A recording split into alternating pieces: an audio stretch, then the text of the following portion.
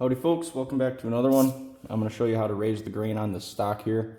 I have already done this process 3 times, so I'm just showing you just so you know how to do it. But it'll be the 4th time I raise the grain on this, and a 4th time is kind of overkill.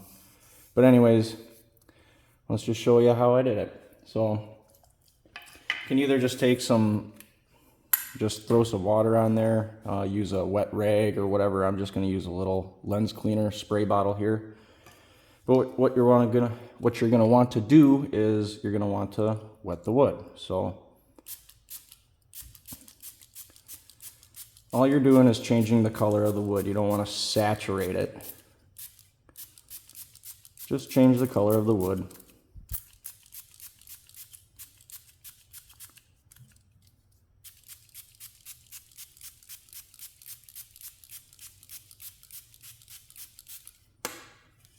Rub it in a little bit.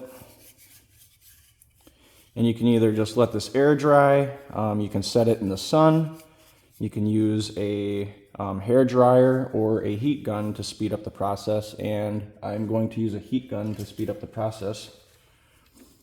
But now you're going to want to change the wet wood back to white dry wood, and you're going to be raising the grain.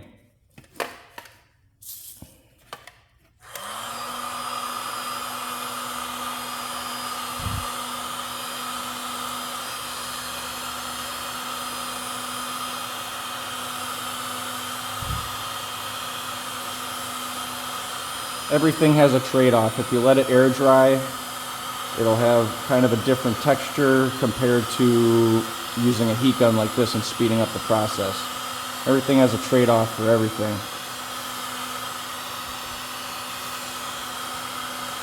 But if you don't want to sit around and wait for it to dry, grab yourself a heat gun is best because you want heat.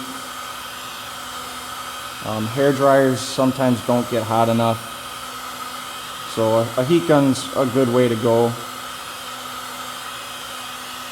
See how fast that works?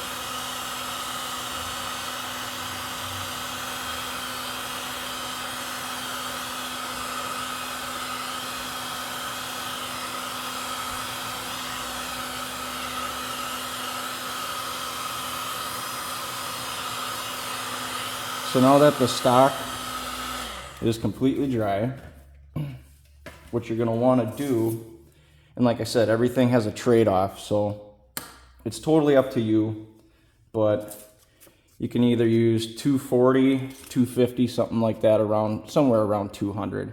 You can go finer if you want. I think 240, 250 is very, very good. You don't have to go to 400 if you don't want to. What I personally like to do, actually, I don't really use sandpaper after raising the grain. What I'll use is quad-aught steel wool or Scotch-Brite pad. And honestly, I like the Scotch-Brite pad because it knocks down the furries, but it leaves a really nice smooth finish. And with sandpaper, it leaves, sand dust behind. But this is all you do. You just take your Scotch-Brite or your steel wool or your sandpaper and you just knock all the fuzzes down to where it's smooth again. I'm having an issue with my propane torch. My propane torch broke, so then I went to Ace Hardware, bought one, brought it home. Didn't work. Took it back to Ace, got my money back.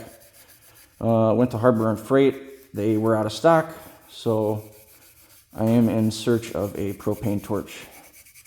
And then we can do the curly maple mimicked look. And I'll show you in another video how to do that, but I got a lot of my wire already pre-cut.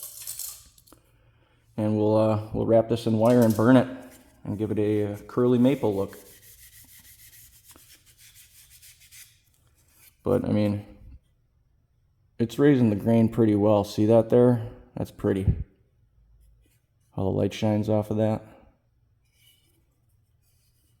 But alright guys, wet the wood, use a torch, or not a torch, use a heat gun and sandpaper of your choice, or steel wool or quad aught, Scotch-Brite, whatever, and get it all smooth.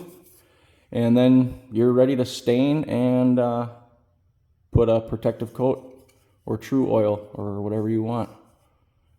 But all right, guys, hope you got something out of this video, and I will see you on the next one.